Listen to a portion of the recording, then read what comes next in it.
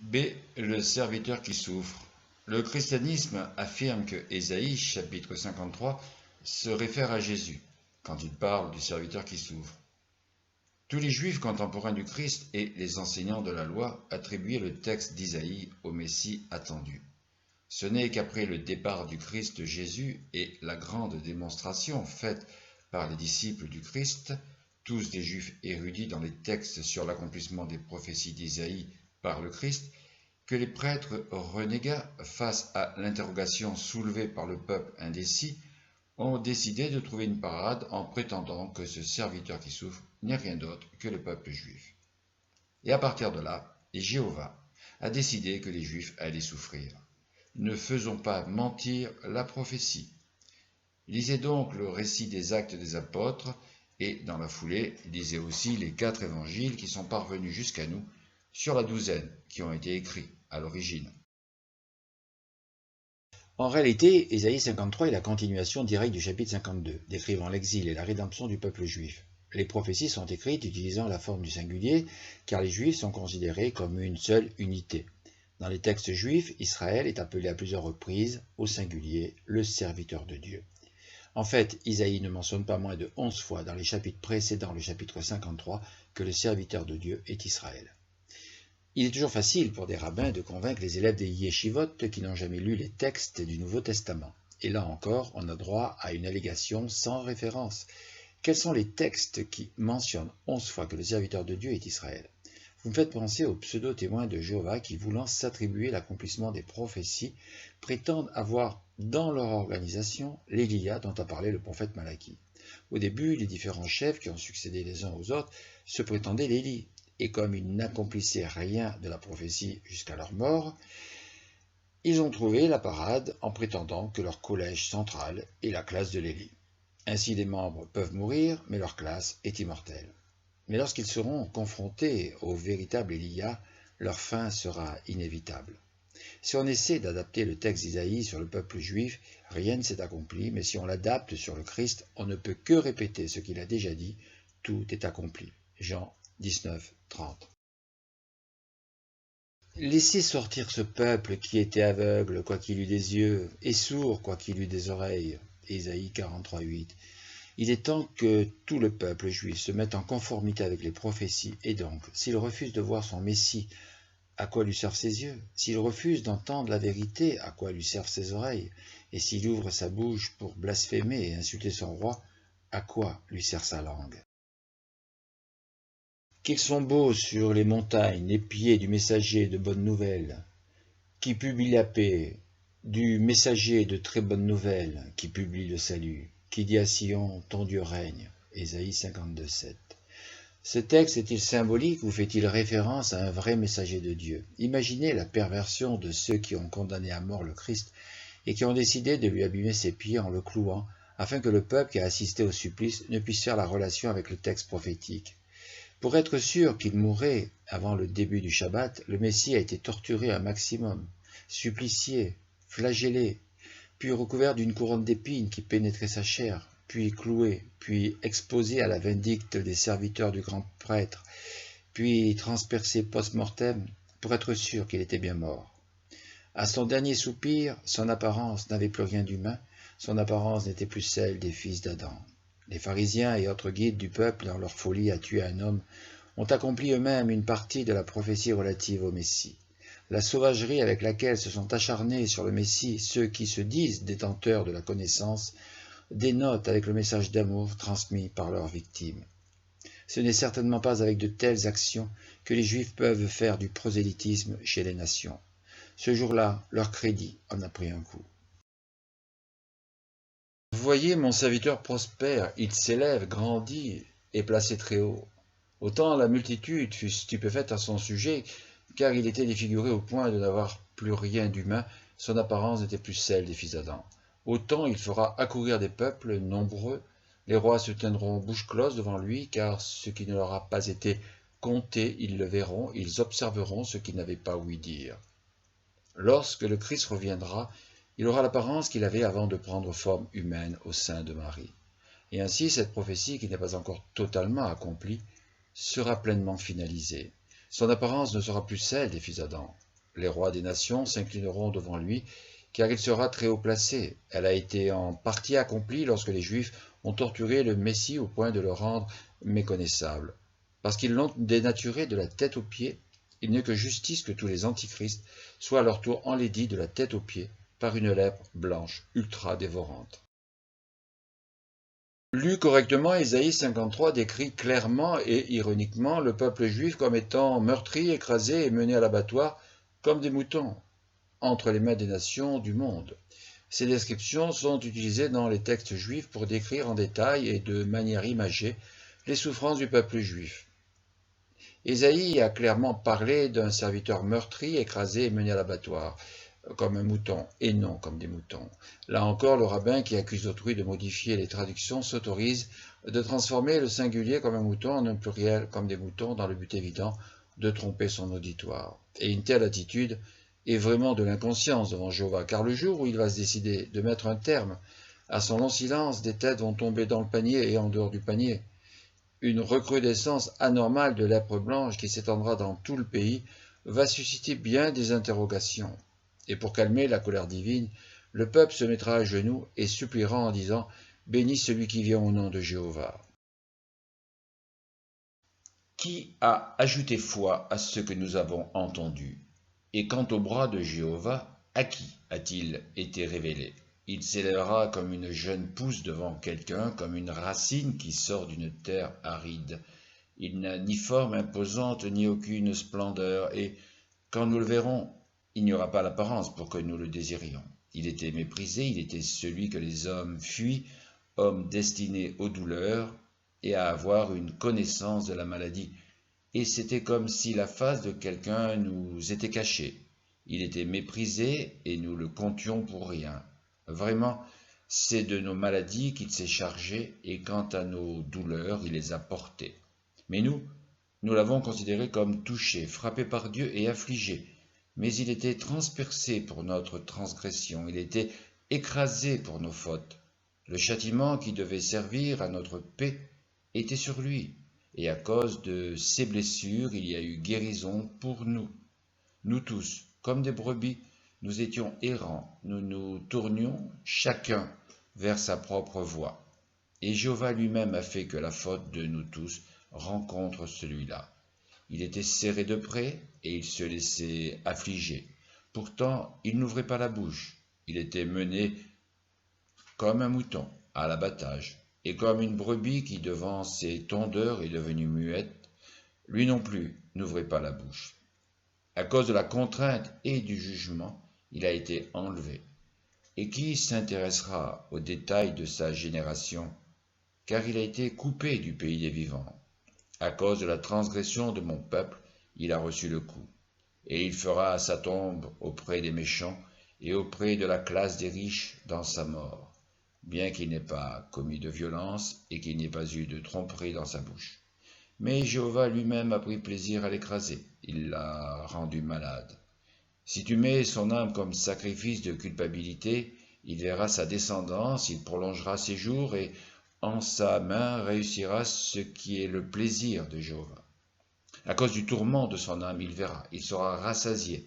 Par le moyen de sa connaissance, le juste, mon serviteur, fera que beaucoup seront tenus pour justes, et lui-même portera leurs fautes. C'est pourquoi je lui donnerai une part parmi la multitude, et ce sera avec les puissants qu'il répartira le butin, parce qu'il a répandu son âme dans la mort, et que c'est avec les transgresseurs qu'il a été compté. Et lui-même a porté le péché de beaucoup, et il s'est mis à intervenir pour les transgresseurs.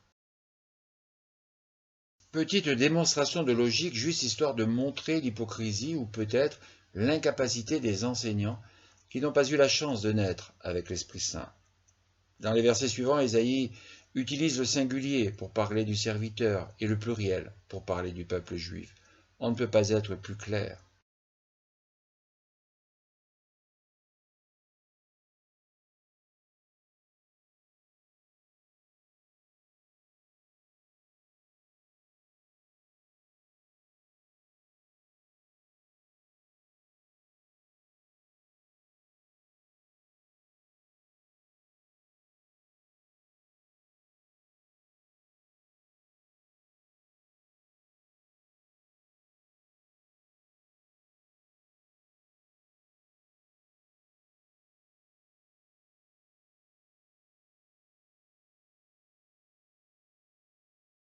Ésaïe 53 conclut que lorsque viendra la rédemption du peuple juif, les nations reconnaîtront et accepteront leur responsabilité pour le rôle qu'elles ont joué dans l'immense souffrance infligée aux Juifs et la mort de ces derniers. Cette allégation ne repose sur aucun texte légal, mais sur de la spéculation facilement contrée. Donc, cette interprétation ne verra jamais sa réalisation pour la raison suivante. Elle ne concerne pas le peuple juif, puisque dans ce texte, il est dit « À cause de la transgression de mon peuple, il a reçu le coup. » C'est indéniable que pour toutes les fautes commises par le peuple juif, ce dernier mérite largement d'être frappé. Mais tout le contexte littéraire montre que le prophète Isaïe expliquait que les souffrances que subirait le Messie viendraient directement du peuple juif. Donc, lu correctement, Ésaïe 53 montre d'un côté le bourreau et de l'autre la victime. Ce qui est écrit ne peut concerner le peuple juif comme victime et ne s'est jamais concrétisé par son histoire. Le seul accomplissement de cette prophétie a été réalisé par le Christ Jésus. Alors réécrivons cette phrase des rabbins. La rédemption du peuple juif viendra lorsque les Juifs, tous sans exception, reconnaîtront et accepteront leur responsabilité pour le rôle qu'ils ont joué dans l'immense souffrance qu'ils se sont infligée et la mort de beaucoup d'innocents, qui n'ont rien fait d'autre que de faire confiance à leur berger. Elle viendra à coup sûr si le peuple juif accorde enfin sa confiance à Dieu et à ses messagers. Est-ce que Dieu pourrait laisser s'accomplir la prophétie du Shiloh, du Messie, avec un imposteur? Il aurait fallu laisser le Christ agir et seul le temps aurait établi la vérité sur son compte, comme ce fut le cas pour les deux imposteurs suivants, Bar Kochba et Shabtai Zvi. C'est ce que le pharisien Gamaliel a conseillé pour les disciples du Christ. Il aurait dû conseiller ses semblables sur le comportement à avoir en face du Christ. Si le Christ avait été un faux prophète, il aurait été très bien accueilli.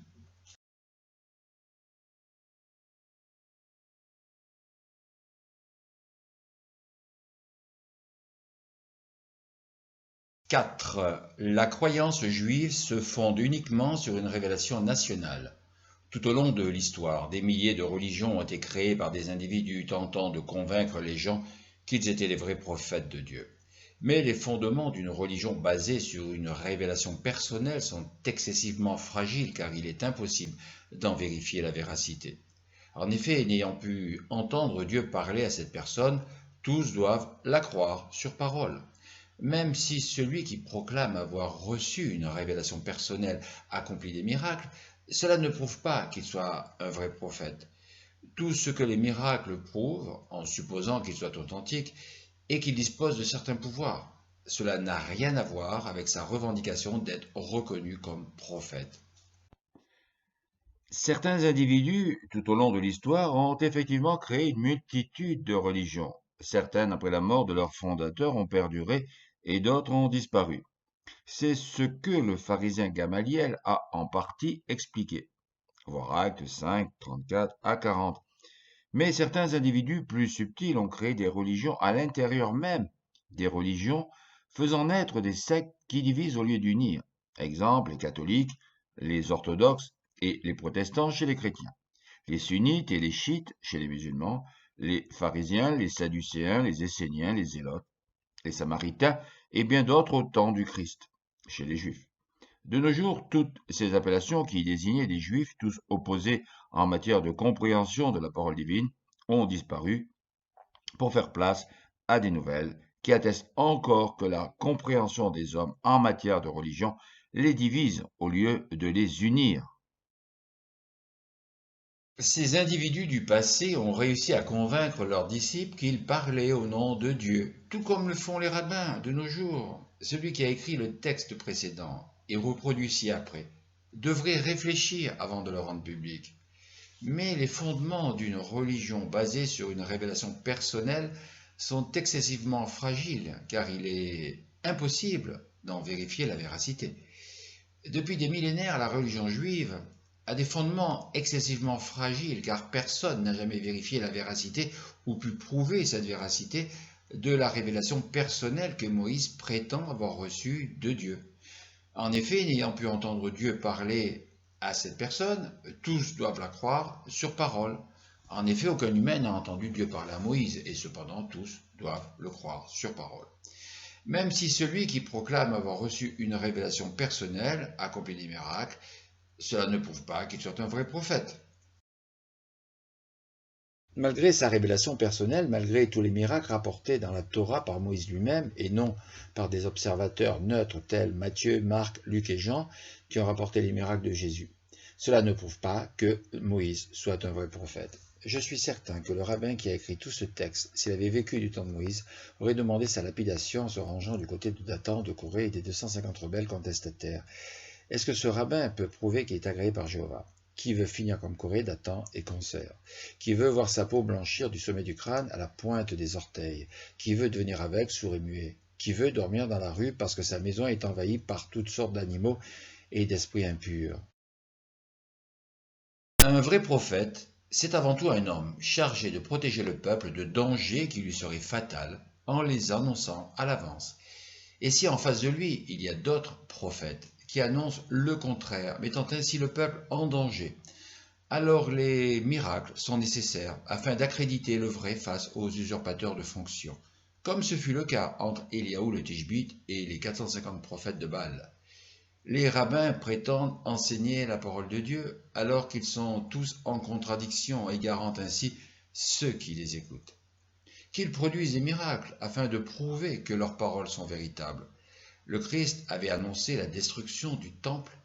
Lorsque vous verrez les Romains, la chose qui cause la désolation, fuyez. Il n'était pas obligé de prévenir la population de l'avenir funeste auquel elle serait confrontée ultérieurement, mais par amour pour ces sujets qui croiraient en lui, il espérait ainsi en sauver le plus possible. Le judaïsme, contrairement à toutes les grandes religions du monde, n'est pas une religion se reposant sur des revendications de miracles. En fait, la Bible dit que Dieu accorde parfois aux charlatans la possibilité d'accomplir des miracles, dans le seul but de tester la loyauté juive envers la Torah. Bien avant Moïse, les hommes dominants avaient compris que pour avoir une emprise sur les peuples, il fallait surprendre leur imagination par des actions relevant du surnaturel. Ceux du monde antédiluvien, les fils du vrai Dieu et leurs enfants, les Néphilim, établirent un culte qui tenait sous leur emprise les fils d'Adam. Quoi de plus facile pour les créatures célestes que de produire de grandes choses extraordinaires et toutes sortes de prodiges pour éblouir les petits mortels d'humains. Après le déluge, les 8 rescapés transmirent à leurs descendants toutes les choses extraordinaires auxquelles ils assistèrent. Certains s'entraînèrent à reproduire ces choses extraordinaires et ils y parvinrent.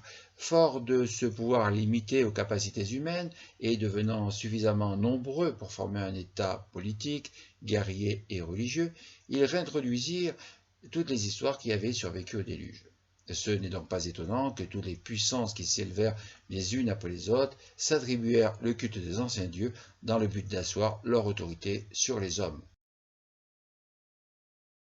Il y eut l'Égypte, la Syrie, Babylone, l'Empire médo-perse, la Grèce et Rome. De nos jours, il y a la puissance anglo-américaine qui est la seule à ne pas s'attribuer le culte des anciens dieux, puisqu'elle nie toute divinité, s'établissant elle-même Dieu sur tous les peuples. Elle est le symbole même de l'homme du péché, du fils de la destruction. Lorsque Dieu vit que les hommes reprirent les anciennes installations, situées dans l'Égypte actuelle et dans le reste du monde, qui avaient résisté au déluge, abandonnés à la hâte par les fils du vrai Dieu, et rétablir l'ancien culte des dieux venus du ciel, il suscita un homme qu'il chargerait de s'y opposer, Abraham. Toutes les religions, qu'elles soient antédiluviennes ou post-diluviennes, reposent sur des revendications de miracles, et la religion juive en tête, suivie par le catholicisme et l'islam. Qui se souvient des miracles que produisaient les prêtres de Pharaon? Et qui se souvient des miracles de Dieu produits par l'entremise d'Aaron et de Moïse, d'Éliaou, d'Élisée, de Samson et de bien d'autres serviteurs de Jéhovah? Par contre, ceux qui veulent conserver la mainmise sur ceux qui travaillent pour les nourrir prétendent que les miracles sont inutiles ou qu'ils ont cessé, parce qu'ils sont incapables d'en produire pour prouver que Dieu les a mandatés. C'est le cas des témoins de Jéhovah, de tous les enseignants, qu'ils soient rabbins, imams ou autres, qui parlent de Dieu mais qui ne le connaissent pas et qui trahissent sa puissance. De tous ces gens, détournez-vous, dit la parole de Dieu. N'oubliez jamais que pour être loin de Dieu, il faut en être très proche. Et qui, plus que Jésus le Christ, était aussi proche de Jéhovah? Tu n'écouteras pas les paroles de ce prophète ou de ce visionnaire, car c'est l'Éternel, votre Dieu, qui vous met à l'épreuve pour savoir si vous aimez l'Éternel, votre Dieu, de tout votre cœur et de toute votre âme. Deutéronome 13,4. Dans ce texte, Dieu ne parle pas de charlatans, c'est encore un rajout, afin d'accréditer une démonstration fallacieuse pour amener l'auditeur dans une direction souhaitée. Dieu parle de prophètes et de visionnaires, et non de charlatans. Par contre, ceux qui tordent les Écritures dans le but d'asseoir leur faible autorité sur autrui sont assurément des charlatans. Dieu peut susciter de vrais prophètes dans le but de tester tant le peuple que les prophètes eux-mêmes. Souvenez-vous de ce prophète égaré par un autre prophète qui le fit changer de direction établie au préalable par Jéhovah et qui rencontra un lion et perdit la vie. Aucun des deux prophètes n'était un charlatan, mais tous deux étaient des serviteurs de Dieu, dont la vie de l'un devait servir d'enseignement pour le peuple juif. Si tu écoutes autrui, fût-il mandaté par Dieu, qui te dit de prendre une autre direction que celle que Dieu t'a indiquée, retourne vers Dieu et demande confirmation. N'agis pas inconsidérément sans la confirmation du Père Céleste, qui n'est pas dans la rotation de la lumière, si tu ne veux pas rencontrer un lion qui va te tailler en pièces. Parmi les milliers de religions dans l'histoire de l'humanité, seul le judaïsme repose sur une révélation nationale, Dieu parlant à une nation tout entière. Si Dieu s'apprête à lancer une religion, il est logique qu'il l'annonce à tous et pas uniquement à une seule personne. Encore une fois, on se demande combien d'années ont consacré les rabbins à l'étude de la parole de Jéhovah. Le judaïsme a commencé avec Noé et ses 3 fils lorsque Dieu leur a donné la loi sur le sang. Il a continué avec Abraham lorsque Dieu a imposé la circoncision. Dieu a lancé une religion avec 8 personnes, puis elle s'est étoffée de commandements nouveaux qui sont toujours au prorata du nombre de personnes avec Abraham et son peuple. Dieu s'est toujours adressé à une seule personne chargée de transmettre. Dieu s'est manifesté seulement à Moïse, lui transmettant de nouveaux commandements utiles pour éduquer un peuple censé devenir aussi vaste que les étoiles du ciel. Ensuite, Moïse s'est adressé au peuple résidant à Goshen et non Dieu lui-même. Et lorsque la première alliance a été contractée en Horeb entre Dieu et le peuple juif, Dieu ne s'est pas adressé au peuple juif qui était mort de peur à l'idée d'entendre Dieu lui parler. C'est par la bouche de Moïse que Dieu a fait connaître ses intentions. Moïse se tenait entre Jéhovah et le peuple. La religion juive est apparemment la seule religion au monde qui soit une entreprise familiale qui a démarré avec Noé puis Abraham. Maïmonide déclare « Les Juifs n'ont pas cru en Moïse, notre maître, à cause des miracles qu'il a accomplis. Chaque fois que la croyance de quelqu'un est due à l'observation de miracles, il entretient des doutes dans son esprit, car il est toujours possible que ces miracles aient été réalisés grâce à la magie ou la sorcellerie. Les miracles accomplis par Moïse dans le désert étaient nécessaires, mais ne constituaient pas une preuve de sa prophétie. Le peuple a toujours été fasciné par le surnaturel, et dès qu'il voit des choses qui dépassent son entendement, il se met à genoux et commence à prier. Le politique, le guide, le dirigeant, le roi, le président, l'imam, le rabbin, le pasteur, l'évangéliste, tous ces bergers qui veulent absolument être au-dessus des autres afin d'imposer leur point de vue, dès qu'ils voient des miracles, ne se mettent pas à genoux pour prier. Non, ils se réunissent et se demandent quelle stratégie ils vont développer afin de conserver leur place très rémunératrice. Au cours des siècles, ils ont toujours essayé de convaincre leurs brebis que les miracles auxquels ils pourraient être témoins ne viennent pas de Dieu. De tous les temps, les rois et autres individus dénués d'amour pour leur peuple asservi ont eu recours à leur religion et à leur clergé pour pressurer le peuple. Comment peut-on différencier le signe prodigieux, le miracle qui vient de Dieu, et celui qui ne vient pas de Dieu? En Égypte, du temps des pharaons, les prêtres, après de longues années d'études, d'observations dans les bâtiments antédiluviens qu'ils avaient investis, ont fini par développer des techniques dites de magie qu'ils utilisaient afin de convaincre leurs auditeurs de la validité de leur enseignement. Tout signe ou tout prodige pouvait être attribué à des forces surnaturelles afin d'accroître la croyance du peuple face à ce clergé chargé d'assurer la stabilité du trône de Pharaon. Si le clergé est protégé par des forces surnaturelles, par Dieu lui-même, le peuple est obligé d'accepter tout ce qu'il subit. Et tôt ou tard, lorsque les exactions sont insupportables, il y a des réactions, tant du côté du peuple que du côté de Dieu.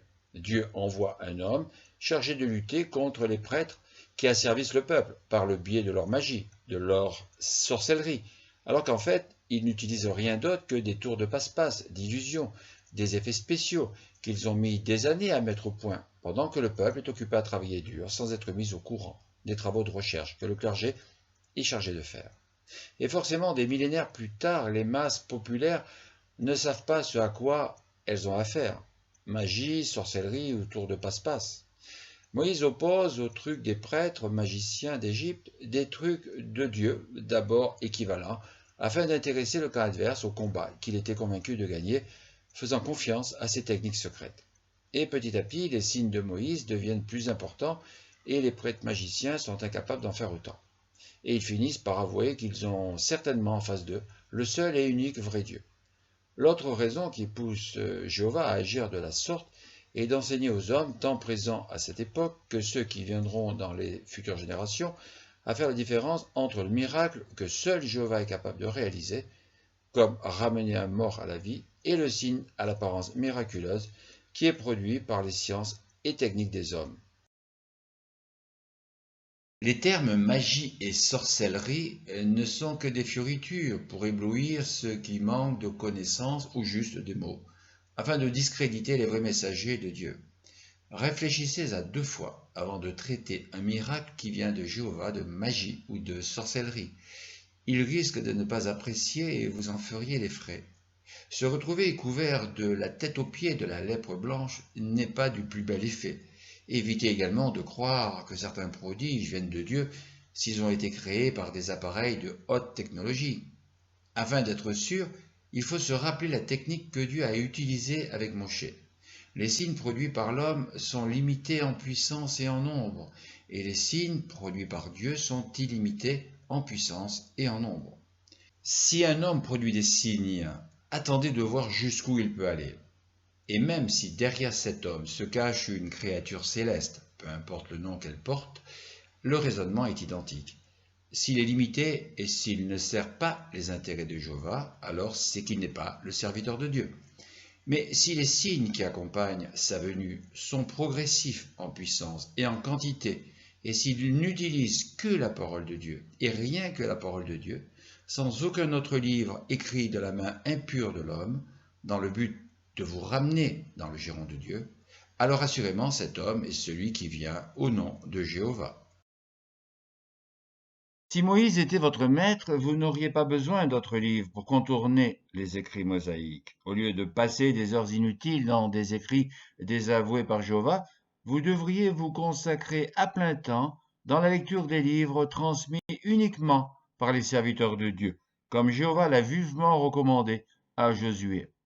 Moïse reviendrait incognito dans vos synagogues, commencerait à dire à voix haute, et avec un accent que vous n'avez jamais entendu, Bereshit bara Elohim et Hashamaim ve et Haaretz, sans besoin d'ouvrir le premier rouleau que vous le traiteriez d'hérétique avant qu'il puisse réciter la suite, tellement votre enseignement a dévié de l'originel. Si du temps de Moïse les miracles ont servi à convaincre d'abord les Juifs puis Pharaon, qui détenait sa propre source de miracles, de nos jours les miracles vont servir à convaincre tous les croyants de la terre, qu'ils soient juifs, chrétiens ou musulmans, qu'ils ne suivent pas le chemin qui mène au vrai Dieu. Quel était donc alors le fondement de la croyance juive? La révélation au mont Sinaï que nous avons vue de nos propres yeux et entendue de nos propres oreilles ne dépend pas du témoignage d'autrui. Comme il est dit, face à face, Dieu vous a parlé. La Torah dit aussi, ce n'est pas avec nos pères que l'Éternel a contracté cette alliance, c'est avec nous-mêmes, nous qui sommes ici aujourd'hui, tous vivants. La génération actuelle n'a rien vu et n'a rien entendu, et elle est pardonnable. Mais la génération de Moïse a vu et entendu, ce que vous aussi vous allez bientôt voir et entendre, et c'est pourquoi elle est inexcusable, et n'a pu entrer en terre promise. Dans la loi, on trouve tous les textes que l'on veut pour étayer une démonstration et son contraire. S'il est écrit que c'est face à face que Dieu vous a parlé, Il est également écrit que personne ne peut voir Dieu face à face et demeurer en vie. Il ne faut pas se servir des textes en les sortant de leur contexte, ou ne citer que des portions de texte pour valider une fausse explication. En Horeb, le peuple avait trop peur du Shaddai, et bientôt, à votre tour, vous ressentirez ce que vos ancêtres ont éprouvé. Et de la même façon que Moïse se tenait entre Jéhovah et le peuple, vous apprécierez que le Paraclet Manaam se tienne entre ce peuple indomptable et l'incommensurable et sublime Créateur Jéhovah. Le fondement de la croyance juive primitive repose sur tous les signes que Dieu a réalisés après les avoir annoncés aux plus humbles des hommes de son époque, du nom de Moshe, qui devait les répéter aux Juifs sceptiques et idolâtres afin de les convaincre d'une autre réalité, d'une autre vérité. C'est par l'accomplissement des signes annoncés par avance que Dieu voulait convaincre les Juifs de l'authenticité de son messager. Les 10 plaies d'Égypte, si l'histoire nous les montre comme le moyen de convaincre Pharaon de laisser les Juifs quitter l'Égypte, n'ont existé que pour rééduquer les Juifs à croire dans le Dieu d'Abraham, d'Isaac et de Jacob. 430 ans de vie à la mode égyptienne les avaient quelque peu conditionnés à des pratiques qui ne plaisaient pas à Dieu. Si Dieu a endurci le cœur de Pharaon, ce n'est pas que pour les raisons rapportées par Moïse, c'est surtout parce que le peuple juif n'était pas prêt pour entrer en terre promise. Au final, sur tout un peuple, 2 témoins ont été autorisés à y entrer, Josué et Caleb. Tout n'est pas écrit dans la Bible, qui n'a cessé de grossir, au fur et à mesure que Dieu envoyait des messagers chargés d'écrire pour l'enseignement des nations. Il n'est pas écrit que les Juifs ont assisté à des phénomènes incroyables générés par les prêtres de Ra. Alors les signes, les plaies, ont été choisis non par hasard, mais pour montrer tant à Pharaon qu'aux Juifs que le Dieu des Juifs est supérieur à Ra. Si Jéhovah avait voulu juste faire sortir les Juifs du pays d'Égypte, le lendemain de l'arrivée de Moïse en Goshen, rien de plus facile, en endormant tous les Égyptiens pour le temps nécessaire à leur sortie, où il faisait périr toutes les forces vives du pays qui pouvaient faire obstacle à leur départ. Non, à chaque plaie, l'Éternel générait des émotions et des réactions, tant chez les Égyptiens que chez les Juifs, non réactifs et assoupis par leur travail corvéable et les 430 ans de captivité. En fait, à y regarder de plus près, les Juifs étaient autant prisonniers et esclaves que les Français dans leur pays de nos jours. On leur impose un mode de vie, on leur impose des impôts, et ils ne se rebellent pas. Les Juifs n'étaient pas captifs dans des prisons en Égypte. Un territoire leur a été octroyé, la terre de Goshen. Ils y circulaient librement et ils faisaient tout ce qu'ils voulaient. On imposait aux Juifs de faire des briques, tout comme on impose aux Français de payer 10% de leur salaire. Pharaon a imposé de faire des briques et en plus d'aller couper la paille eux-mêmes. En France, le chef d'État a dit « vous ferez 10 heures en plus par semaine et vous serez moins payé, vous prendrez votre retraite pas avant 70 ans et les congés payés sont supprimés, et vous laissez faire, parce que vous êtes esclave d'abord de votre peur à réagir et ensuite du gouvernement. Vous croyez que Pharaon est intouchable et immortel. Les hommes ont le chef qu'ils méritent et finalement les Juifs ont cessé de fabriquer des briques et Pharaon s'est retrouvé sur sa paille. Rien n'empêchait les Juifs de se révolter comme ils l'ont fait plus tard dans d'autres occasions, mais cette génération était bien trop molle et peureuse pour être apte à s'emparer de la terre promise. Donc la croyance juive ancestrale repose sur tous les signes miraculeux que le patron de tous les hommes a exécutés en les annonçant d'avance par l'entremise d'un vieil homme de 80 ans. La croyance des Juifs actuels repose totalement sur le témoignage d'autrui par les textes qui sont parvenus jusqu'à nous. Aucun Juif actuel n'a jamais vu le moindre signe miraculeux, même si Dieu s'est manifesté une nuit dans la synagogue qui jouxte les locaux de Radio Shalom Nitzan à Nice, dans les années 80, à l'époque de Kling. Qui s'en est rendu compte? C'était juste un bref passage. Alors préparez-vous à voir et à assister, comme vos ancêtres, à des choses terrifiantes. Afin qu'une leçon soit bien retenue, il faut la répéter. Alors, afin d'éduquer la génération juive actuelle, les 10 plaies d'Égypte seront reproduites en Israël sans la présence du prophète de Jéhovah. Elles feront taire à tout jamais les pseudo-scientifiques qui excellent à nier l'origine divine des 10 plaies d'Égypte. Et si vous n'avez pas de prophète assermenté par Dieu, que ferez-vous à la 10e plaie? Est-ce vos rabbins qui vous diront ce qui doit être fait pour se protéger de son accomplissement? Ne verra-t-on pas alors tout un peuple comme un seul homme se mettre à genoux et supplier Jéhovah de leur envoyer un sauveur en psalmodiant? Béni soit celui qui vient au nom de Jéhovah. Ah, mais direz-vous, faut-il attendre la 10e plaie pour avoir le prophète? Frappez à la porte de Jéhovah et il vous ouvrira. Demandez et il vous donnera. Le judaïsme n'est pas un ensemble de miracles, c'est l'expérience personnelle vécue par une nation dont furent témoins chaque homme, femme et enfant, présent au mont Sinaï, voici 3300 ans. Sans tous les miracles de Dieu, les Juifs seraient encore en train de faire des briques à base de paille, qu'ils seraient toujours obligés d'aller quérir eux-mêmes. Malgré tous les signes miraculeux auxquels ils assistèrent, les Juifs étaient encore craintifs lorsqu'ils arrivèrent devant la terre promise. Ils ne pouvaient rien craindre de la part des peuples très inférieurs à la puissance égyptienne défaite par leur Dieu, et pourtant ils ont douté. Peut-être que si 20 plaies avaient été envoyées sur l'Égypte, ils auraient eu le temps de se déconditionner de leur ancienne vie de maçon. Lassant Dieu partant de couardise et de manque de confiance en lui, au point qu'ils ont manifesté plusieurs fois le désir de retourner à leur ancienne vie, tout comme la femme de Lot s'est retournée sur Sodome, Dieu a dit « Retourne dans le désert pour un nettoyage plus en profondeur pour 40 ans. » Et dans tout cela, qui est le plus à plaindre? Moïse, qui avait sa vie tranquille, s'est retrouvé promu chef spirituel de tout un peuple qui n'a pas cessé de se plaindre, de gémir, de conspuer, de comploter, de le critiquer, de vouloir le lapider et de bien d'autres actions très regrettables. Et vous voulez aujourd'hui un guide spirituel chargé de vous rééduquer?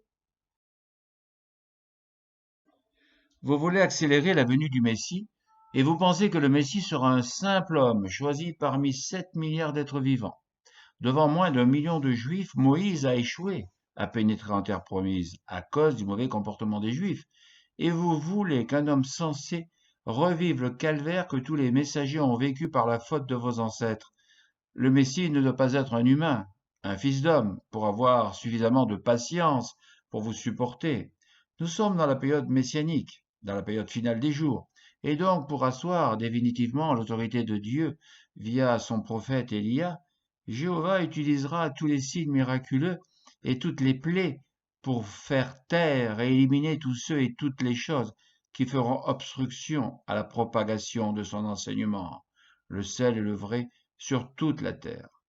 La vraie bonne nouvelle, l'exacte bonne nouvelle, sera prêchée sur toute la terre et alors viendra la fin. Donc, avis à tous les déviants, les récalcitrants, les opposants, les arrogants, les hautains, tous ceux qui ne veulent pas quitter leur vie actuelle, comme certains juifs d'Égypte. Soumettez-vous totalement à Jéhovah ou périssez, car qui n'est pas avec Dieu est contre Dieu. Il n'y a pas de neutralité. Il faudra choisir son camp et de préférence le bon. En attendant le Messie, le monde a désespérément besoin de la rédemption messianique. Si nous sommes pleinement conscients des problèmes de notre société, alors notre aspiration à la rédemption sera d'autant plus grande. Comme le dit le Talmud, l'une des premières questions posées à un juif au jour du jugement est la suivante. As-tu aspiré à l'arrivée du Messie? Prise en flagrant délit de transgression de la Torah. Lorsqu'on parle de Dieu, on ne doit citer que les Saintes Écritures et non des livres apocryphes tels que le Talmud. Malheur à qui désire voir le jour de l'Éternel. Que peut être pour vous le jour de l'Éternel? Ce sera un jour de ténèbres, non de lumière. Et maudit soit celui qui fait avec négligence l'œuvre de l'Éternel. Si Dieu devait intervenir aujourd'hui, combien d'humains, toutes religions confondues, possèdent le profil convenable qui sied à Dieu et qui leur permettrait ainsi de rester en vie? Aucun. Le juif, le chrétien et le musulman ne doivent pas imaginer la question qui leur sera posée le jour du jugement, mais ils doivent se poser présentement la question: agissons-nous en conformité avec les commandements de Dieu afin d'être trouvés convenables le jour de l'arrivée du Messie? Et selon vous, comment ce Messie devra se comporter pour que vous l'acceptiez? Rassurez-vous, cette fois-ci, le Messie ne vient pas pour être accepté. Il vient pour faire le tri. Il vient punir ceux qui n'appliquent plus les mitzvot pour satisfaire ceux qui l'accusaient de modifier la Torah. Posez-vous la question, avez-vous le bon profil pour être accepté par le Messie? C'est parce que vous fûtes un temps le peuple élu qu'il vous accorde et le temps et le prophète pour vous purifier. Changez vos manières d'agir si vous ne voulez pas être jugé exactement comme vous avez jugé tous les messagers que Jéhovah vous a envoyés. Débarrassez-vous vite du Talmud qui est la preuve de vos transgressions de la Torah. N'attendez pas que Dieu le transforme en poussière, vous transformant vous aussi en poussière, avec la lèpre blanche qui vous recouvrira de la tête aux pieds. Comment pouvons-nous accélérer la venue du Messie? La meilleure façon est d'aimer l'humanité tout entière généreusement, de pratiquer les mitzvot de la Torah du mieux possible et d'encourager les autres à faire de même. Vous ne pouvez pas accélérer la venue du Messie. Un conseil, priez le ciel pour que Jéhovah retarde le plus possible son arrivée, car vous n'êtes pas prêt. Relisez ce que le Malaki a dit du travail de purification que doit accomplir le Navi Élia. Vous dites que le vrai Messie devra vous faire appliquer toute la Torah et ses mitzvot. Alors commencez à les appliquer dès maintenant, en purifiant tout le peuple qui a sombré dans la perversité et dont la ville sainte a changé son nom de Jérusalem en celui de Nouvelle-Sodome. À votre avis, que pense Jéhovah lorsqu'il voit des synagogues remplies d'individus qui au quotidien transgressent le Lévitique 20:13? Vous avez changé, vous suivez des commandements d'hommes, mais Jéhovah n'a pas changé. Ce qui était une abomination au Sinaï est toujours une abomination. Priez pour retarder la venue du Messie et purifiez-vous, sinon ce sera l'extermination. Malgré sa morosité, le monde semble se diriger vers la rédemption. Un signe apparent est que le peuple juif est revenu sur la terre d'Israël et l'a fait refleurir. En outre, on observe un retour spectaculaire vers la Torah et les traditions chez de nombreux jeunes. Dès l'égarement des peuples, Jéhovah a formé des plans pour le salut des nations. Il a formé la femme digne de porter son messager. Dès le ventre maternel et durant toute une vie, Jéhovah m'a formé pour être prophète des nations. Il m'a tenu par la main et m'a montré l'ampleur de la tâche à accomplir. J'ai grandi parmi les hommes et j'ai vu leurs aspirations. Boire, manger et s'accoupler. J'ai fait le tour des religions et de leurs guides. J'ai posé beaucoup de questions pour voir leurs réactions. J'ai visité divers lieux. J'ai fêté Hanouka avec les Lubavitch. Je me suis présenté comme naziréen et aucune réaction. Je n'ai pas rencontré la foi et partout l'Esprit de Dieu était absent. J'ai vu des juifs, mais je n'ai pas vu de juifs adorateurs de Jéhovah. Je n'ai pas vu d'érudits, d'exégètes de la parole sacrée. Quelle déception! Aucun juif n'est capable de voir, de ressentir la présence de Dieu et de son messager. Ne rencontrer dans toute une vie que 2 ou 3 personnes capables de ressentir, d'identifier un prophète est le signe révélateur que toute l'humanité est morte spirituellement. Seul un miracle de Dieu peut la ramener à la vie. Dans les années 80, en France, les Juifs n'étaient pas prêts pour l'arrivée du Messie car ils n'étaient pas capables de voir son précurseur chargé de préparer sa venue. Et aujourd'hui, êtes-vous prêts? Ou voulez-vous refaire un tour dans le désert pour une durée indéterminée jusqu'à ce que cette fois-ci, vos sandales soient totalement usées? Le Messie peut venir à tout moment, cela ne dépend que de nous. Dieu est prêt lorsque nous le sommes, car comme le dit le roi David, la rédemption viendra aujourd'hui si vous écoutez sa voix. Le problème est qu'en parole, vous croyez être prêt, mais par vos actes, vous ne l'êtes pas. Votre arrogance vous aveugle. Peuple d'Israël, parce que tu dis « je suis riche, je me suis enrichi, je n'ai besoin de rien », je te conseille vivement de te débarrasser de tes richesses sans valeur et de frapper à la porte de Dieu afin de lui acheter de l'or éprouvé par le feu, afin que tu deviennes riche, de lui acheter des vêtements blancs pour te vêtir, afin que la honte de ta nudité ne paraisse pas, et achète un collier pour oindre tes yeux, afin que tu vois à quel point tu es malheureux, misérable, pauvre, aveugle et nu. Ne reste pas tiède et deviens froid ou bouillant si tu ne veux pas être vomi de la bouche du Messie. Note 1. En réponse, il est affirmé que Joseph adopta Jésus et transmit sa généalogie par le biais de l'adoption. Il y a deux problèmes avec cette affirmation. Par qui est-il affirmé que Joseph adopta Jésus? Encore une contre-vérité des faux docteurs de la parole divine. Par conséquent, tout ce qui peut en découler n'a aucune valeur. Et étant donné que Jésus n'a jamais clamé, haut et fort, être le Messie, pourquoi Joseph aurait-il voulu l'adopter? Par amour de Marie ou pour servir d'argument contre les rabbins? A.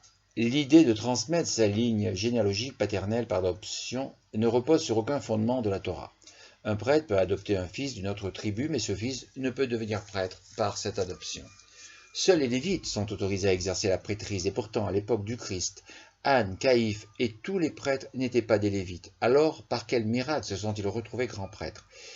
Par adoption du gouvernement romain ou par violation de la Torah? Les deux, assurément. Les lois relatives à la prêtrise sont des lois perpétuelles. Alors ce genre d'argument de la part de ceux qui reçoivent leur nomination d'un gouvernement païen montre à quel point recouvrir de lèpre blanche les menteurs et les hypocrites est nécessaire. Si les frères peuvent hériter de leurs frères décédés, est-ce que la Torah permet aux demi-frères d'hériter? Si donc Joseph a des fils qui deviennent les demi-frères de Jésus et que tous décèdent, est-ce que Jésus devient l'unique héritier de ses demi-frères? En le faisant mourir avant ses frères, la question n'est pas soulevée. Jésus, étant supposé fils premier-né de Joseph, pouvait prétendre au trône occupé illégitimement par Hérode. En massacrant Jésus, le pouvoir en place dissuadait les autres enfants de Joseph de revendiquer leur légitimité au trône de David. B. Joseph n'aurait jamais pu transmettre par adoption une lignée qu'il ne possédait pas. Parce que Joseph descendait de Jéconias, il subit la malédiction de ce roi qu'aucun de ses descendants ne pourrait jamais siéger en tant que roi sur le trône de David. Dire que Joseph descendait du roi Jéconias et qu'il subit la malédiction mise sur ce roi, c'est reconnaître qu'il est bien de la lignée davidique. Joseph a bien transmis au Christ sa malédiction, puisque Jésus accomplit ainsi une prophétie de plus qui dit « Maudit quiconque est pendu au poteau ». Et à ce jour, personne de sa lignée n'a siégé sur le trône de David. Oser écrire qu'il ne pouvait pas transmettre cette lignée, que ce soit par adoption ou par voie sexuelle, qu'il ne possédait pas, est totalement contradictoire. Relisez-vous, vous tous enseignants de la loi, car vous aurez des comptes à rendre pour toutes les stupidités que vous transmettez. N'est-ce pas une hérésie, une apostasie, un blasphème que de se servir de textes écrits par des juifs, apôtres du Christ, pour justement trouver le moyen de discréditer votre Messie?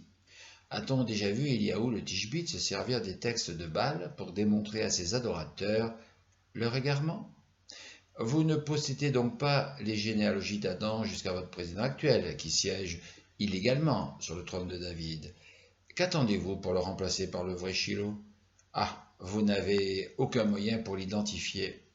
Et pour quelle raison le Shiloh voudrait-il venir? Le Shiloh se mérite. Si vous citez en référence Matthieu 1,11 pour attester que Joseph descendait de Jéconias, c'est que vous ne possédez pas d'autres textes que les évangiles. Matthieu aurait eu donc accès à des livres d'état civil pour reconstituer 3 fois 14 générations d'Abraham jusqu'à Jésus-Christ. Qui connaît tous les fils que Joseph a eus? Et qui connaît tous ses descendants jusqu'à nos jours, si ce n'est Jéhovah lui-même? S'il y a un descendant de Joseph, donc de David, peut-il revendiquer le trône d'Israël? Est-il le Shiloh? Et qui peut le prouver ou l'invalider? Mais si la malédiction est un obstacle rédhibitoire, alors une autre branche de Jessé donnera le Shiloh, et seul Jéhovah en a la connaissance. Mais Jéhovah peut changer la malédiction en bénédiction, si bien qu'à son retour, le Christ siégera sur le trône de David. Josias engendra Jéconia et ses frères, au temps de la déportation à Babylone. Après la déportation à Babylone, Jéconia engendra Shealtiel. Shealtiel engendra Zorobabel. Matthieu 1, 11 à 12. Ainsi parle l'Éternel. Inscrivez cet homme comme privé d'enfant, comme un homme qui ne réussit rien dans son existence, car de sa descendance, nul ne réussira à s'asseoir sur le trône de David et à dominer sur Juda. Jérémie 22, 30. C'est pourquoi ainsi parle l'Éternel contre Jéhoïakim, roi de Juda. Aucun des siens ne siégera sur le trône de David, et son cadavre sera exposé à la chaleur pendant le jour et au froid pendant la nuit. Jérémie 36:30. Si la prophétie dit que aucun des descendants de Jéconias ne siégera sur le trône de David, elle s'est accomplie puisque le Christ a été exécuté avant qu'il ait pu régner. Le fait de ne pas avoir régné à cette époque ne fait pas du Christ un faux messie. Bien au contraire, la mort du Christ valide l'accomplissement de cette prophétie. C'est qu'un enfant nous est né, un fils nous est accordé, la souveraineté repose sur son épaule, et on l'a appelé conseiller merveilleux, héros divin, père de la conquête, prince de la paix. Son rôle est d'agrandir l'empire, d'assurer une paix sans fin au trône de David et à sa dynastie, qui aura pour base et appui le droit et la justice dès maintenant et à jamais. Le zèle de l'Éternel fera cela. Ésaïe 9, 5-6. Ainsi un trône sera affermi par la clémence, et sur lui sera assis en toute vérité dans la tente de David, un juge cherchant la droiture, passionné pour la justice. Ésaïe 16, 5. Pour résoudre ce difficile problème, les apologistes prétendent que Jésus lui-même descend du roi David, par sa mère, Marie, qui elle-même descendrait de David, comme cela est précisé dans le 3e chapitre de Luc. Il y a 4 problèmes fondamentaux avec cette affirmation. A. Il n'existe aucune preuve que Marie descende de David. Le 3e chapitre de Luc retrace la généalogie de Joseph, pas de Marie. Si les érudits du Talmud se sont rendus compte que dans le chapitre 3 de Luc, on ne parle absolument pas de la généalogie de Marie, alors n'importe quel lecteur peut aussi s'en rendre compte. Alors pourquoi donc les apologistes, pères fondateurs de l'Église catholique, affirmeraient-ils cette stupidité? L'ont-ils seulement affirmé? Ou des esprits retors leur prêtent-ils une telle contre-vérité? En discréditant ceux qui se prétendent sages et savants, on discrédite leur enseignement et donc la parole de Dieu. Ne doit être pris pour vérité que tout ce qui sort de la bouche d'un prophète mandaté par Dieu. Toutes ces discussions ne servent plus à rien. Vous ne pouvez rien prouver sur les origines de Jésus, Messie ou pas plus que vous ne pourrez prouver les origines du Messie que vous attendez pour la période finale. Penchez-vous sur des sujets plus importants, sur la question la plus importante pour votre avenir. Serez-vous accepté et acclamé de vos bénédictions, celui qui vient au nom de Jéhovah? Avant les plaies et les douleurs, non. Mais après les plaies et les douleurs, sûrement. B. Même si Marie descendait de David, cela n'aide pas Jésus, puisque la filiation tribale passe uniquement par le Père et non par la mère. Jésus n'a pas besoin d'aide, c'est plutôt vous qui aurez besoin d'aide, parce que vos arguments sont si faibles que lorsque vous serez devant le grand juge, vous n'oserez plus vous en servir. Dans l'usage courant, vous prétendez qu'est juif celui qui est né d'une mère juive. Alors pourquoi cette vérité n'est-elle pas applicable pour la filiation davidique qui est censée mener au Christ? Et ils rassemblèrent toute la communauté le premier jour du second mois. Ils produisirent leur généalogie par clan, selon leur famille, en comptant par tête les noms depuis l'âge de 20 ans et au-dessus. Messieurs les rabbins, pouvez-vous produire vos généalogies par clan et selon les familles issues des 12 tribus de Jacob et non des résidents étrangers qui ont quitté l'Égypte avec les Juifs? A priori, seuls les Lévites et les Cohen sont autorisés à transmettre le savoir. Voici ceux qui montèrent de Tel Méla, de Tel Archa, de Kéroub Adam et d'Imer, et qui ne purent faire connaître leur famille et leur ascendance pour prouver qu'ils étaient d'Israël. Vous citez des textes pour étayer vos arguments sur l'affiliation et non l'affiliation, qui passe par le père, et vous oubliez de citer Nombre 27:8, qui transmet l'affiliation par la fille. Tu parleras aux Israélites en ces termes, lorsqu'un homme mourra sans laisser de fils, vous ferez passer son héritage à sa fille. C. Même si la lignée se transmettait par la mère, Marie n'aurait pas été issue d'une famille messianique légitime. Selon la Bible, le Messie doit être un descendant de David par son fils Salomon. On ne doit donc pas tenir compte du 3e chapitre de Luc qui décrit la lignée de Nathan, un des fils de David, mais pas celle de Salomon. Messieurs les exégètes en herbe, vous citez encore un texte que vous reconnaissez comme faisant partie d'une fausse religion. Et vous ne vous êtes pas rendu compte que le texte de Luc et de Matthieu se contredisent. Dans Matthieu, il est dit que Joseph est fils de Jacob, et dans Luc, que Joseph est fils d'Élie.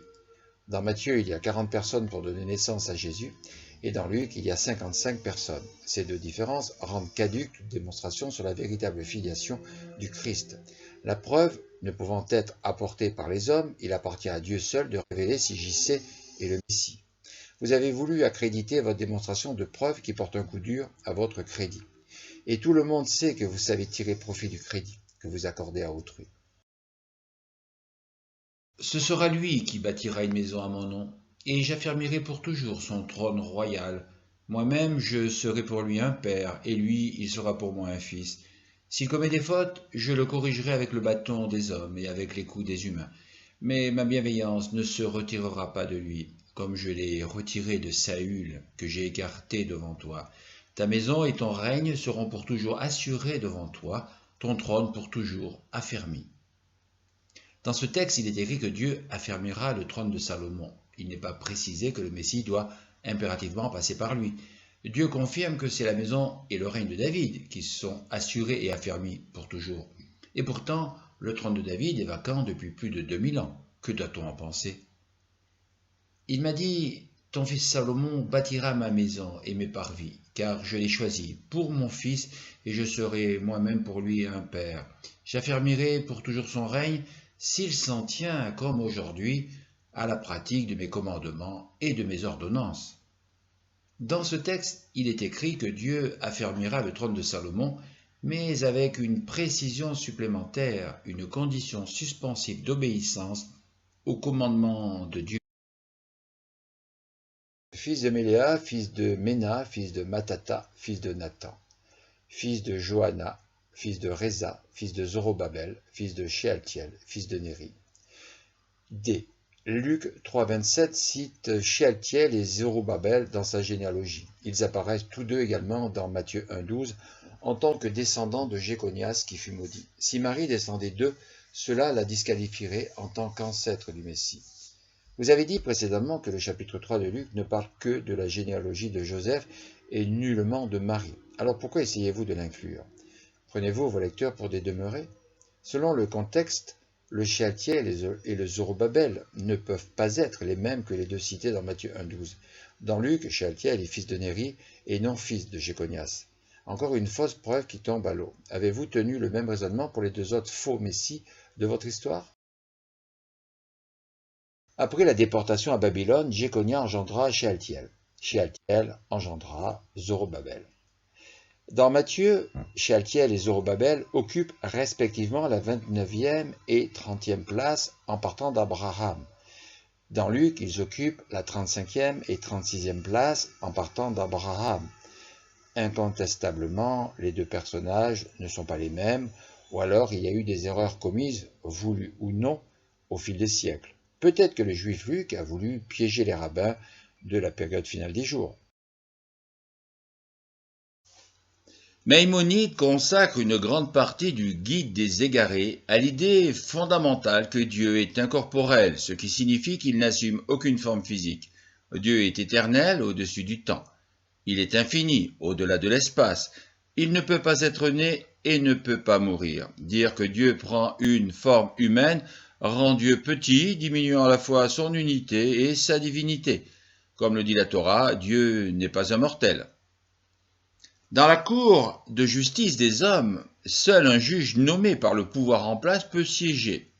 Pareillement, seul un intermédiaire nommé par le pouvoir suprême peut transmettre, enseigner et expliquer. Les raisonnements et autres explications que pourraient tenter de donner ceux qui n'ont pas l'aval de Dieu ne pourraient en aucune manière représenter l'exacte vérité.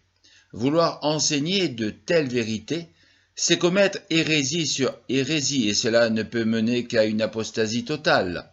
Et pour cela, c'est subir une condamnation pénale de la Cour suprême. Si Dieu est incorporel, il a pris l'habitude de parler à ces créatures qu'il a faites à son image, en se mettant à leur niveau par un langage anthropomorphique. Que signifie pour un mortel? Il n'assume aucune forme physique. Dieu peut créer toutes sortes de formes, tant éthérées que physiques. D'une forme qu'il a créée, afin de se manifester aux hommes, on peut dire que c'est Dieu, mais qu'il n'est pas dedans. tempête, nuée, colonne de feu, buisson. L'ange qui le représente en lieu et place est dedans, comme ce fut le cas dans l'épisode du buisson ardent. Dieu n'est pas au-dessus du temps, il est le temps. Le Christ n'a jamais dit qu'il était Dieu, juste le Fils premier-né, c'est-à-dire que Dieu lui a donné forme en tout premier.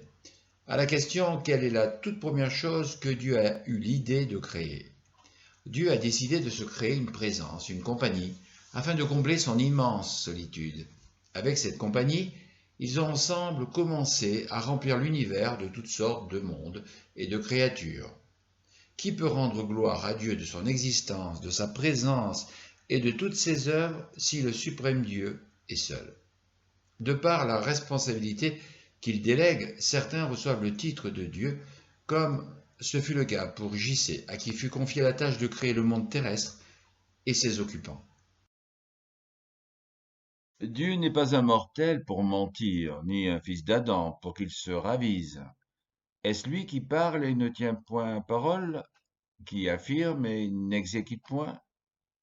Messieurs les dirigeants de tout niveau, messieurs les guides religieux de tous ordres, messieurs les simples d'esprit à qui le pouvoir est monté à la tête, je vous conseille de revoir vos chefs d'accusation, de revoir vos arguments qui vous permettent de rejeter votre Messie, votre roi, votre chef suprême. Vos arguments sont si ténus, si ridicules, qu'il est naturel de se demander comment tout un peuple peut risquer sa vie future sur la confiance qu'il accorde à des guides dont la croyance en Dieu paraît plus que douteuse. Lorsque vous serez entendu par vos juges de la Cour suprême, quelle sorte de plaidoyer allez-vous utiliser? Avez-vous un paraclet qui aura envie de vous défendre? Si aujourd'hui vous ne tenez pas compte du dernier avertissement qui vous est transmis, si vous prenez à la légère cette dernière mise en garde avant l'intervention des forces célestes, aucun paraclet n'assurera votre défense. Vous serez à genoux devant celui que vous avez percé, et vous balbutierez des excuses à l'opposé de votre arrogance actuelle. Nous sommes désolés, Seigneur, nous pensions bien connaître le sens des textes de la Torah, mais visiblement notre compréhension des textes nous a conduits à commettre l'irréparable. Et vous avez raison de dire cela, car lorsque l'homme ôte la vie d'un autre, il est incapable de le ramener à la vie. Mais dans ce cas, pourquoi voulez-vous vous élever sur vos frères? Pour établir leur bonheur ou pour garantir le vôtre? Celui qui s'élève sera abaissé, et celui qui s'abaisse sera élevé. Alors reconnaissez publiquement toutes vos erreurs, maintenant que vous êtes encore libres, car elles auront de la valeur devant Jéhovah. Mais dans la Cour suprême, en tant que prisonniers, vos excuses n'auront plus aucune valeur devant le tout-puissant Seigneur Jéhovah. Qu'est-ce qui pousse les rabbins à enseigner encore aujourd'hui que le Christ n'est pas le Messie universel, qu'ont-ils à gagner? Tous les rabbins qui enseignent dans tous les pays sont au service du gouvernement de qui ils reçoivent leurs ordres et leurs salaires. Le but du Christ, c'est d'unifier toute l'espèce humaine dans l'amour et la justice. Les rois et autres tyrans tirent profit des divisions, alors ils continuent via les rabbins, les pasteurs et tous les guides religieux de diviser le plus possible tous les humains. Et jusqu'à présent, ils y sont parvenus, mais ce temps est terminé, où ils se soumettent à Dieu, où ils finiront brûlés. Ce qui ressort de toute cette analyse, c'est que les rabbins peuvent donner l'impression qu'ils ne comprennent pas les textes, mais en fait, ils les comprennent très bien et les adaptent selon leurs intérêts. Ainsi, en prétendant qu'il n'y a plus de prophète, ils écartent le danger que représente celui qui vient au nom de Jéhovah, du moins le croit-il. Donc la seule parole qu'entend le peuple, c'est la parole mensongère qui sort de la bouche des rabbins au service des politiques. Tous les arguments que vous mettez en avant afin de justifier votre volonté de rejeter le Christ Jésus, vos ancêtres ne les ont jamais appliqués pour Bar Kochba et Shabtai Zvi, qui n'étaient ni prophètes ni de la lignée davidique et qui cependant ont été acceptés. Vraiment, votre application de la Torah vous condamne. Lisez attentivement Jérémie 23, 1 à 8 et Jérémie 25, 29 à 38. En conclusion, la Cour suprême déclare Jésus-Christ innocent de toutes les accusations que la partie adverse lui attribue et qui ont conduit à son exécution. La Cour suprême rappelle que pour la mort d'un innocent, il y a toujours un prix à payer pour dédommager la victime. La Cour suprême confirme la légitimité de Jésus-Christ assiégé sur le trône de David et mandate les troupes célestes pour déverser toutes les plaies précédemment annoncées dans ce texte et toutes celles non écrites nécessaires à la purification de tout Israël. Vous qui voyez une malédiction sur le Christ Jésus, vous ne voyez pas la triple malédiction que vous portez depuis sa mort. Reconnaissez vos fautes et acceptez le Christ si vous voulez l'accès à la rédemption. Maudit qui se laisse corrompre pour immoler une vie innocente, et tout le peuple dira Amen. Maudit soit quiconque ne respecterait point les paroles de la présente doctrine, et maudit qui négligerait de les mettre en pratique, et tout le peuple dira Amen. Afin de vous encourager à mettre en pratique tous les commandements du Suprême, lisez attentivement tout le chapitre 34 d'Ézéchiel qui relate les intentions de Dieu à l'égard des pasteurs, des bergers, des guides et autres meneurs spirituels qui se paissent eux-mêmes au lieu de faire paître les brebis. Vous êtes devenus le peuple élu de vous-même avec vos lois et commandements que vous avez décidés entre vous. Vous êtes devenus une contrefaçon de la religion initiale et en ce jour vous avez le choix entre être lavé avec la potasse du blanchisseur ou exterminé par les troupes célestes.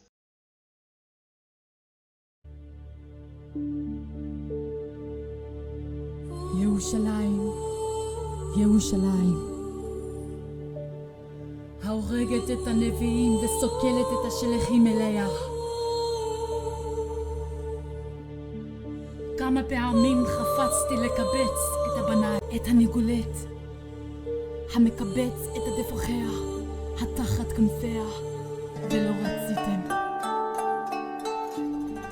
הנה ביתכם מנטש לכם, ואני אומר לכם, מעתה לא תראו לי עד שתאמרו, ברוך הבא בשם אדוני.